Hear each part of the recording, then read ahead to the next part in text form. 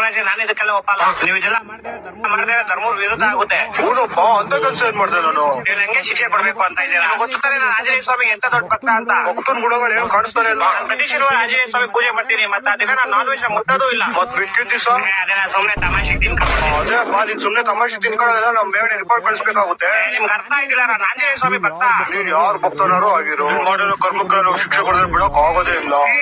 ದೇವ್ರು ಬಂದ್ಬಿಟ್ರು. ಓ ಹನುಮಾನ್, ನೀನಿಲ್ಲಿ? ಎಲ್ಲಿ ನನ್ ಭಕ್ತ ಸಂಕಟದಲ್ಲಿರ್ತಾನೋ ಅಲ್ಲಿ ನಾನು ಬರ್ಲೇಬೇಕು. ಅಯ್ಯೋ, ಯಾವ ಸುಮ್ಮನೆ ಭಕ್ತ? ಅವ್ನ್ ಸ್ವಾರ್ಥಕ್ಕೋಸ್ಕರ ಪಾಪ ಮೂಕ್ ಪ್ರಾಣಿಗಳನ್ನ ಹತ್ಯೆ ಮಾಡ್ತಿದ್ದ. ಆದ್ರೆ ಶನಿವಾರ ಮಾಡಿಲ್ವಲ್ಲ. ಏನ್ ಹೇಳ್ತಾ ಇದ್ದೀರಾ ನೀವು? ಇವನು 18 ವರ್ಷದ ವಯಸ್ಸಿಂದಾನೆ ಪ್ರತಿ ಶನಿವಾರ ನಾನ್ ವೆಜ್ ತಿನ್ನಲ್ ಬಿಟ್ಬಿಟ್ಟ. ಆ ಕಡೆಯಿಂದ ನೋಡು ಇವನು ಎಷ್ಟು ಪ್ರಾಣಿಗಳನ್ನ ಕಾಪಾಡೋನೆ. ಸರಿ ತಾನೆ? ಅದಕ್ಕೆ ಯಮರಾಜ್ರೆ ನಾನು ಇವನ್ ಶಿಕ್ಷೆನ ಸಮಾಪ್ತ ಮಾಡ್ಬೇಕು ಅಂತ ಇದೀನಿ. ಆದ್ರೆ ಅದನ್ನ ಮಾಡಕ್ಕಾಗಲ್ಲ. ಯಾಕಂದ್ರೆ ಇವತ್ತು ಭಾನುವಾರ. ಹೌದಲ್ವಾ, ನಂಗೆ ಇವತ್ತು ಆಗ್ತಾ ಇತ್ತು, ಇವತ್ತು ಭಾನುವಾರ. ಅದಕ್ಕೆ ನಾವಿವ್ರಿಗೆ